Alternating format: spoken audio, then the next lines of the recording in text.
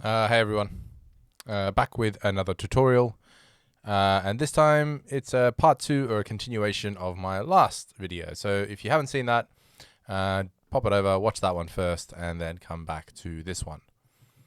So in that one, I was basically making this mid bass, and I was giving some tips out, and yeah, I've just actually evolved the track a little bit more, and I just wanted to kind of talk about what I've thought about here in terms of creating a type of interest to your track. In the last video, I spoke about keeping basses low. So the lows of the bass should actually occupy the bass frequencies. And then we added a third layer.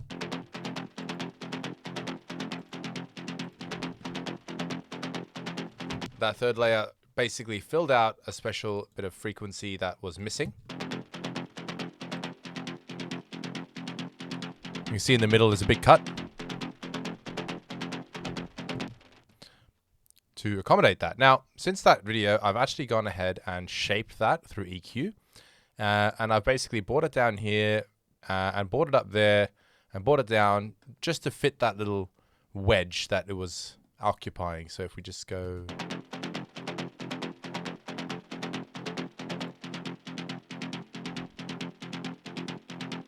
That wedge is between 716 to 1500. It's about 490. So this one, we basically make an adjustment. And just basically occupy the same frequency. I like to pull it a little bit back just because I thought, well, it just sounds nicer there.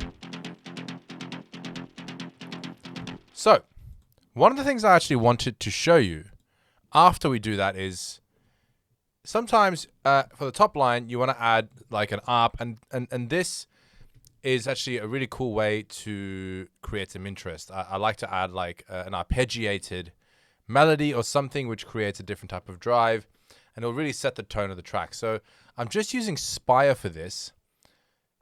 I spoke a little bit about a part of a mid bass can be, or a part of the drive needs to also be higher up in the frequency band towards like the third octave where the leads sit or the mid lows sit, to create a bit of interest for the ear. While the bass line talks about the bass, there's also an element of the drive which is what the listeners can hear. So I'm just going to play these ARP melodies.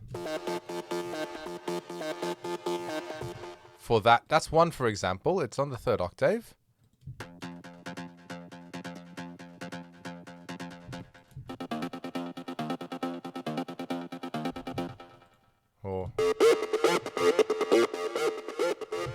And they will really change the tone of the track. Now, I've got it synced with the bass at the moment. I can move it out, depending if I go for more of an acid sound, depending if I go for more of a mid-bass sound. But just watch how it changes the track. Ready? So...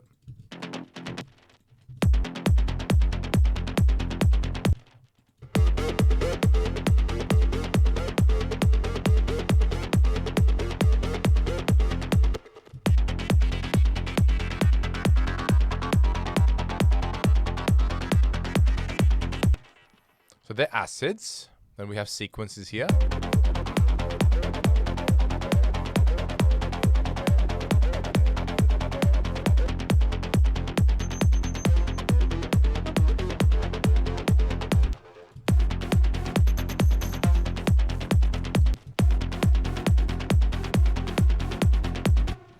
Now, something like that can really change the direction and the style of the track you want to make, and creatively bring it to life a little bit. And I would say that every drive should have this kind of element in it that complements the bass. Now, the bass line is not meant to be doing that. The bass line is meant to be there about the bass and just driving it, but this is another layer which you can hear that actually creates that interest as well.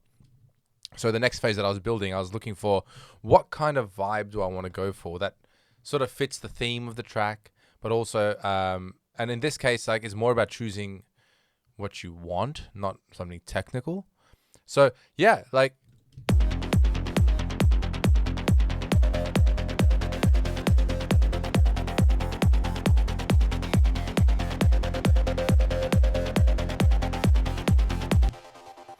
Yeah, really, really nice. So